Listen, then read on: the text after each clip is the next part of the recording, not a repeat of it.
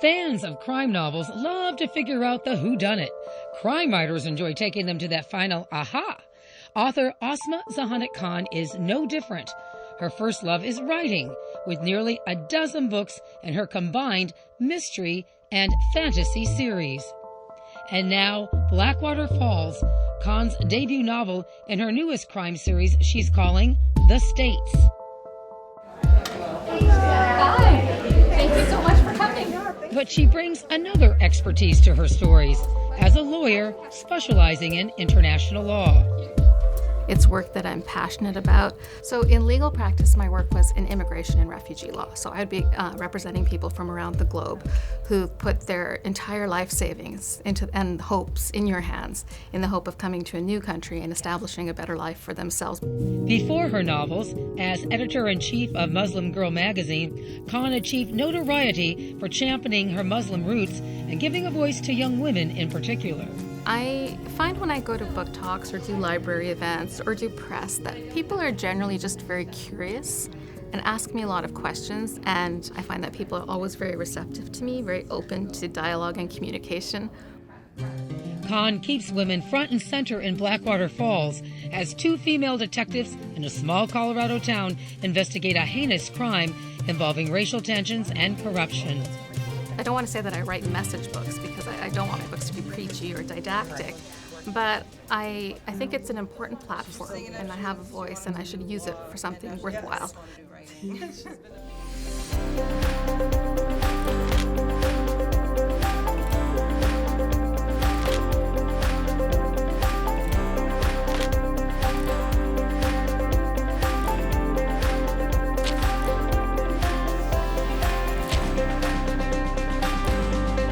Welcome, Ausma. Thank you so much. We appreciate you joining us here in St. Louis. Thank you so much for having me.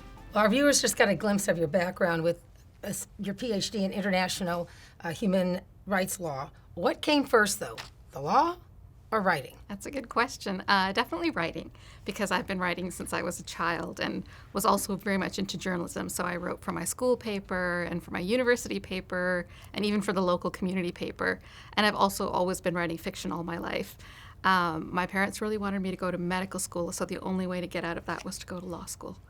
And that's how the transition came about. I love it that the parents have the plan, but that's okay. So how did they feel about you making that transition to law? They were very happy, actually, and very encouraging, strongly supportive of it, and they quickly learned, knowing who their daughter is, that I was not going to go into corporate law, but definitely into human rights and immigration law, and they've been very supportive of me on that journey. And you spent 10 years in academia doing graduate work on the Bosnian War with if I get this right, a specialization in military intervention and war crimes in the Balkans. Are the stories that you heard back then, and when you were doing your research, were they the impetus for your first book, The Unquiet Dead? They very much were, because that was the subject of all my graduate research, was the dissolution of the former Yugoslavia and then the Bosnian genocide that followed from it.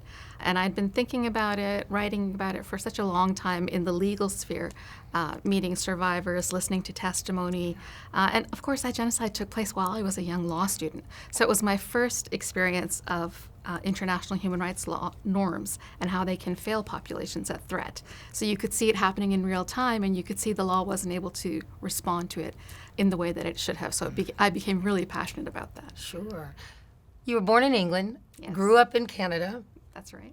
and now live in Colorado. Yes. So do you have dual citizenship in the United States and Canada? Yes, I do. And I'm also a British citizen and a Pakistani citizen. Wow. Yeah. Now, is that your nationality? Yeah, my parents are from there, yes. Yeah. Are you, I thought you were Iranian. No, my husband is Iranian. Okay. All right. I'm getting it all straight Yeah. now. Yeah, hey, that's what we are, the melting pot, right? Right. You're also Muslim. That's important to note now, because there's a theme here that we find in your career. Let me put it this way. Are many of your readers Muslim? My crime fiction readers, I think the majority of them are non-Muslim, actually. But I do have Muslim readers as well, of course. Yeah. Right. And I try to write for both audiences. Right. You've written 6 mysteries, 4 fantasies, and children's books, which I found was interesting. Children's books targeting middle school age? That's right. How do you write for children, and what knowledge do you want to impart to them? So with the children's book, it was a great experience. It was with a small Canadian publisher called Orca, and they do a series called Orca Origins, where they were looking at all these different religious traditions or celebratory traditions. So they did a book on Passover, on Diwali, on Chinese New Year, and they approached me and asked me if I would write the book on Ramadan, the month of fasting in the Muslim religion. And normally I don't write nonfiction, and I certainly don't write for middle grade, but I thought, here's an opportunity to do something that will not come across as a severe and strict orthodox text, but to make Ramadan fun and accessible and understandable. So I jumped on it and I said, I've had so many great Ramadan experiences throughout my life that let me see if I can put that spirit into a book for middle grade children. So something at their level that they can relate to, whether they're Muslim or not, but just to broaden their horizons. Is this book or these books part of the curriculum in Canada? It's not officially part of the curriculum, but libraries and schools have often requested them. Speaking of that middle school age group, you were editor-in-chief of Muslim Girl magazine. That's right. What was its message? So it was the first magazine of its kind that addressed the lived realities of young Muslim women in North America. And it was basically a lifestyle magazine, and we looked at everything. I mean, religion was a very small part of it, but we looked at fashion, at human rights issues, at entertainment, at relationships. We would profile a Muslim girl every month. It could be for her sports, it could be for her artistic endeavors, or for her intellectual activities. And it was just a way to integrate Muslim women and to let people see who they really were, let them see them as they really are. Why that age group? I think because they were very much ignored and misunderstood. And by whom? By the general public. Okay. Because people, I think, have this stereotypical perception of Muslim women as being oppressed if they wear a headscarf, and even if they don't, of being under the thumb of the men in their family or being subjugated, not having freedom, not being able to make a choice. And by showing the incredible diversity of the North American Muslim population, we were able to show that these girls are really bright, creative, independent, making choices for themselves in faith and in everything else. And I think they were at an age, too, where they could speak for themselves. So we tried to integrate as many of their voices as possible into the magazine. With Muslim Girl, didn't that become the subject of many, many different media outlets, but 2 documentaries, too, I understand? That's right. And I was actually very surprised because I thought this is a very niche publication.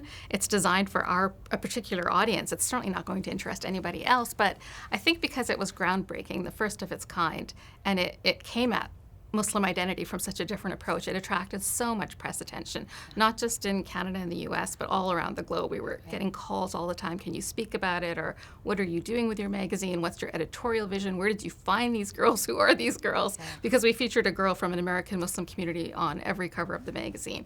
So yeah, I think it was unexpected, and it totally reshaped the conversation about who we are in North America. And that's why people were interested in talking about it and featuring it. So what is your goal by bringing that, addressing Muslim girls? There's a theme throughout all your writings. What is your goal with all of this? Is it just to educate, simply that, or is it more? I think there's more to it than that. Education, if it comes as a result of the work that I do, that's fantastic. I'm always happy about that and aiming for that. It's work that I'm passionate about. But for me, I think it's really twofold. Part of it is a speaking back, because we've seen in the political discourse and in the popular culture a specific narrative about Muslim identity, and it's generally perceived to be threatening. It's usually associated with terrorism or other barbaric acts around the globe. Right. And it doesn't authentically represent who Muslims are as a global faith community.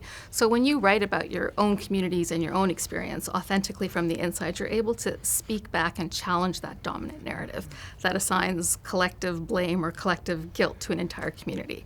And then the other part is about representation, about being able to tell stories that you know that you don't see often in the mainstream, and that you find enlightening or inspiring or celebratory, and being able to share that with an audience, something they may not have seen before.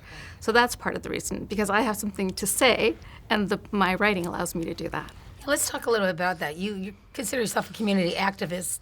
How much of you is in these books in your beliefs in terms of community activism? Well, in terms of community activism, definitely a lot, because I think that, I don't want to say that I write message books, because I don't want my books to be preachy or didactic, right. But I think it's an important platform, and I have a voice, and I should use it for something worthwhile.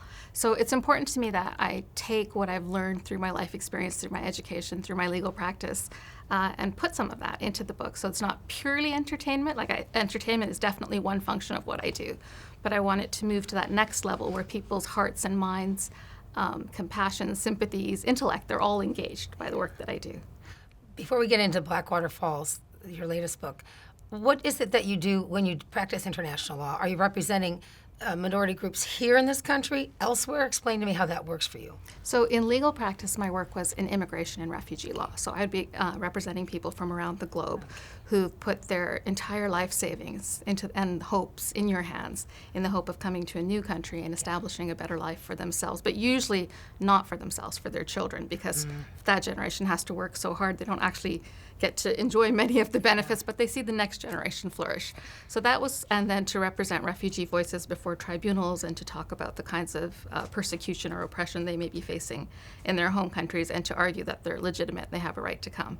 So the tribunals would be worldwide. That would be No, these are usually, I practiced in Canada, so they would be Canadian tribunals. Okay. But my human rights work I was mainly in teaching and research. I would teach international human rights law, and I would do a lot of research on crises around the globe. And then what I try to do with my fiction is then to take all that knowledge that I was lucky enough to acquire over the years and then put that across to a broader audience. And one of the things that I found so surprising when people read my books is that we'd all have seen these crises unfold in real time. For example, the Syrian refugee crisis, which was the subject of one of my books. And people would come up to me after talks and say, I didn't know it was like this. Right. Let's talk about Blackwater Falls, speaking of crime novels. Okay. It's set in your home state of Colorado. Yes, it is. Purposely? Yes, very much so. I finally decided that I have now lived in the United States long enough to have a better understanding of how society is constructed, the political culture, the divisions, the polarizations, and a sense of how Americans see each other across the political divide, so that I could now authentically write about that. So please do describe the storyline to our viewers. All right. So it's a crime novel, and it's set in a small town in Colorado, like a backcountry mountain town almost. And it features a trio of women investigators who are investigating the murder of a teenage refugee from Syria, a STAR student her body is found pinned to the door of the mosque. So that much is not spoilery because that's on the jacket flap, and it's the basic premise of the story. And the three women who come in to investigate her murder, two of them are police detectives, and they come from a unit called the Community Response Unit, which is designed to address confrontations between law enforcement and minority communities who feel or who are over-policed or over-targeted. And the third member of their trio is a Black woman. She's a civil rights attorney, and her job in the story is to speak up for Black communities who have been over-policed by the small and corrupt sheriff's department in Blackwater Falls. So the Community Response Unit comes from outside to say the sheriff hasn't been handling these complaints or these issues well, we're going to take over now, we're going to be responsive to the community's needs. So that's the basic premise. And my two lead investigators, the police detectives, one is an Afghan Pakistani Muslim named Inaya Rahman, and her partner is a Latina named Catalina Hernandez. Right. And they each have their own cultural and maybe not pre-prejudices, but their own assumptions about each other too. Not really overt in the book, but just enough for me to go, interesting, huh. But very realistic. And then you have an outside entity, and again, I don't want too much spoilers, of the local community and how they perceive all these different races and ethnic groups and what have you that have been entrenched and feel like it's their community. Mm-hmm. And even though they act like they're with open arms, and some are, there's a whole underlying current going on. Is that good? That's a very good description. Is Blackwater Falls based on true events? It's inspired by a number of different events in Colorado. One was that a small town in Colorado had a police department that was so corrupt they actually dissolved it. So I thought about that and what that meant. That wasn't so much about police brutality and police violence. It was mainly about corruption. But also we had a big story in Colorado several years back about workers, Somali immigrant workers at a meat packing plant. Mm-hmm. And they had come in as refugees with refugee papers, so they had status, but they had replaced a group of Latino workers who had been taken out because of an ice raid. So there were all these kinds of politics between different communities, but they weren't afforded many worker protections. They're a vulnerable population. On top of that, because of their religion, there was some discrimination in terms of religious accommodation. The story blew up in terms of why they weren't being granted religious accommodation to pray or to fast during Ramadan. So that was part of what I was thinking about the different communities that were involved in the story. But Colorado is also the state in the nation that has the fifth highest rate of officer-involved shootings. And not too long ago, we had the very famous police officer-involved killing of Elijah McClain. So I was thinking about these stories, and Blackwater Falls, I almost call it my pandemic baby. It's the book that I sat home during the beginning of the pandemic and watched the nation fall apart after the killing of George Floyd. And we saw the nationwide protests that swept the country after that the very public nature of his killing. And I began to think about these huge divides in American society and this polarization in terms of how, depending on the color of your skin, how you see law enforcement. And I really wanted to write about that. So Blackwater Falls addresses that. You got various nationalities, religious beliefs, cultural perspectives, prejudices. Did your academic background lay the foundation for writing this type of fiction? Or I'd say historical fiction, or is it just your own upbringing? I think it's a question of both. My parents were both really interested in the pursuit of justice, no matter what it might look like. And they came from a very troubled background. They're children of partition, the division of the Indian subcontinent, which is more than 1 million people were killed in that, one of the biggest migratory movements in human history when the subcontinent was split into India and Pakistan. My father particularly, fled after partition, and his family lost everything. So they were always kept, us 4 kids, very much aware of injustices in history, of how quickly events can spiral out of control because partition involved a lot of communal violence, communities pitted against each other, religious communities. So that was always in my mind, that we have to be careful how we view the other and how we walk those steps bit by bit from disliking someone to demonizing them to thinking them inhuman. And then because of that premise, now you can enact all kinds of violence against them.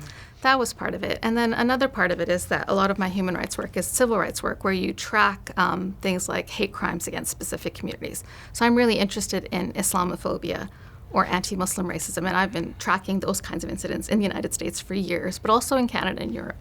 And I was thinking about all these different communities, what's been happening to Latinx communities, the undocumented, the scares about the caravans at the border, the kind of language we use to talk about undocumented people, plus police violence and these huge protests, plus, the Muslim ban, Islamophobia, all coming together in this giant crucible under the Trump presidency.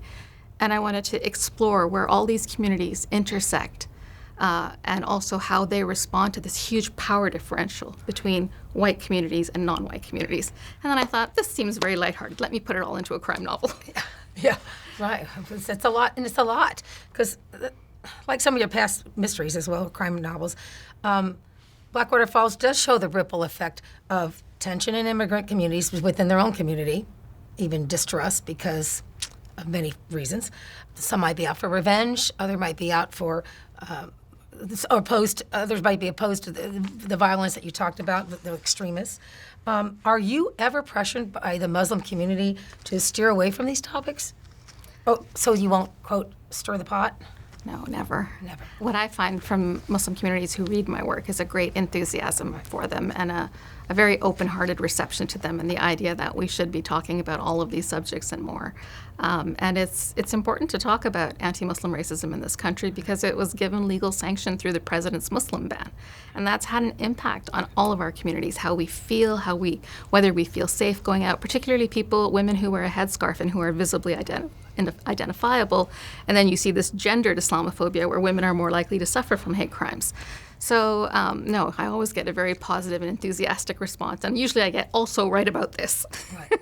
So on the flip side, those who aren't Muslim, what's the male like? That's a good question, too. I find when I go to book talks or do library events or do press that people are generally just very curious and ask me a lot of questions. And 99% of the time, those questions are not hostile. They're just simply for the purpose of information, education, building bridges. And I find that people are always very receptive to me, very open to dialogue and communication. One thing I found fascinating is that as soon as people learn my background or my husband's background, they immediately want to tell me a story of how they're connected, that they had an uncle who worked in the Middle East, or they love Pakistani food, or something like that. And I think that's a really beautiful human instinct to try to build those connections. But every once in a while, I'll get the one percenters who say, you don't know what you're talking about, or, this is, what's the horrible phrase people use now? This is wokeism, which is their way of saying we don't like social justice struggles. But that I have always found to be in the minority. Let's talk about the characters, because it's tough to have such distinctive characters be one type for all people. I mean, is that tough to develop them? Or do you just say, okay, this is how she's going to be, and this is how this one's going to be, and just stay true to their heritage? Yeah, that's a great question, because when you're in this position where you're one of the few people writing characters like Inaya Rahman, my lead detective, there can sometimes be this community expectation that this character has to be all things to all people. And just like with Muslim Girl magazine, we learned there's no way any one writer or publication can fulfill those expectations. So I never think of my characters in emblematic terms. I think of them, they're people. And I have to think about the psychology of the character, the background of the character. Who is she? Why does she approach her work the way that she does? And so once you've fully fleshed them out and made them human, then you can think about what kind of politics are they into? What are their social justice struggles? What might they be passionate about? So Catalina, in my book, comes to Community Response Unit from her own NGO called We Rise Together, where she represents the undocumented. And here she's making this big change and shifting into a police force that over-polices her community. And she's meeting a lot of resistance. Why are you doing this? And she's saying, because if I leave the police force just to white officers, what hope do we have? So there's all these kinds of internal conflicts that these characters face that you can flesh out once you know who they are. And you go so far to add a little levity to it all, is just the little love stories that might be developing with regards to our main character. Yes. And her home life. Yes. Because she's still living at home. Yes. Mom, dad, and the sister. So that's right. That's another dynamic, which is interesting that I'm sure a lot of people could relate to that too. You said this, I'm going to quote this. This is a long quote. Okay. You mentioned this somewhere in one of the articles I was reading about you. I think you might have touched on it, but let me read it. Just because I write about the politicization, my gosh, you know what I mean, and demonization of Muslim identity, that doesn't mean I'm always on call to explain it or defend it. The notion of me having to do so encapsulates everything that is wrong with our politics. Could you expand on that for me a little bit? Oh, wow. I don't know. It was such a good quote, and I was just like, that's really good. I don't even know how to put that into question. But just because you talk about it doesn't mean that you have to explain it or defend it, right? That's what you were saying. I thought, that's interesting. I think, if I recall correctly, what I meant was that in a role like mine, you can often be expected to serve as this ambassador for your community. And then people start to think that, oh, that's all her work is about. That's all who she is. She's issues and she's messages.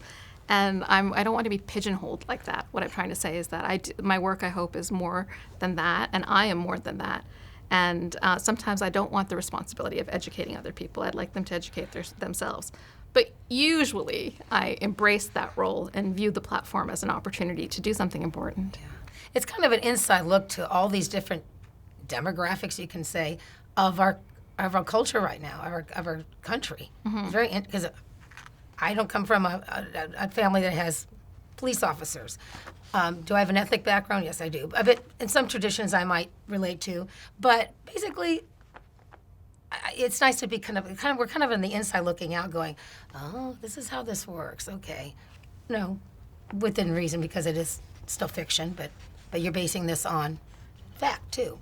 Right. And I try to stay as close to reality as possible because I think that makes your commentary more effective because people are like, oh, I've seen that. That's not unbelievable to me that this could happen. But I did also have to do a lot of research on communities that I'm not familiar with. I had to talk to a lot of Latina friends to understand Catalina.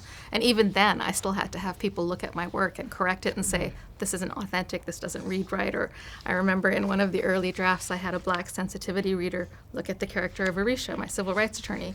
And they asked me, why is there so much emphasis on Areesha's hair? Black women do change their hair, but not that often. Like, stop talking about it. So when you're not inside a community, you have a lot to learn. And you have to be very humble about that. And you have to expect to take flack if you get it wrong, which I'm perfectly comfortable with. And I'd rather be educated about it every single time. Speaking of flack, do you get criticisms, negative comments, and even going so far as, we talked about this earlier, hate messages? If so, how have you handled it? I do get negative comments. I have also had hate mail. So does my husband, who's a professor of Middle East Studies. So you can imagine the pair of us together. Hate mail and hate comments I usually just ignore because I don't want to feed that flame, and you never know who's on the other end of those comments. But otherwise, if it's a negative interaction face-to-face and I don't sense a violent response from the person I'm interacting with, I will take the time to try to explain and find common ground. And if I can see after a few minutes that that's not going anywhere, then I'll, pull myself back and say, this isn't a great situation for me. And there's some people you simply can't convince of your humanity, which doesn't say anything about me. It says something about the person I'm interacting with. And that's a lesson I think you have to learn, where to fight these battles. What specifically in your community activism have you done that you'd like to share with us? Well, that's a good question. Well, I think the number one thing is Muslim Girl magazine. Beyond that, keeping a file of all hate crime incidents, reporting them where I can, getting other people to report them. I do a lot of writing into newspapers where I see an incident just so that we can keep them high profile. I support our civil liberties organizations in Canada. We have one called the National Community of Canadian Muslims. So all of that kind of work is what I'm engaged in. But I think what I found to be the most important thing I'm doing is writing these characters in these books. Yep. Fantastic. Ausma, thank you so much. Ausma Zehanat Kahn, how'd I do? Very good. All right. Thank you very much. Of course, thank you for your time and appreciate the book, and it is a great read. Thank you so much. I appreciate being here.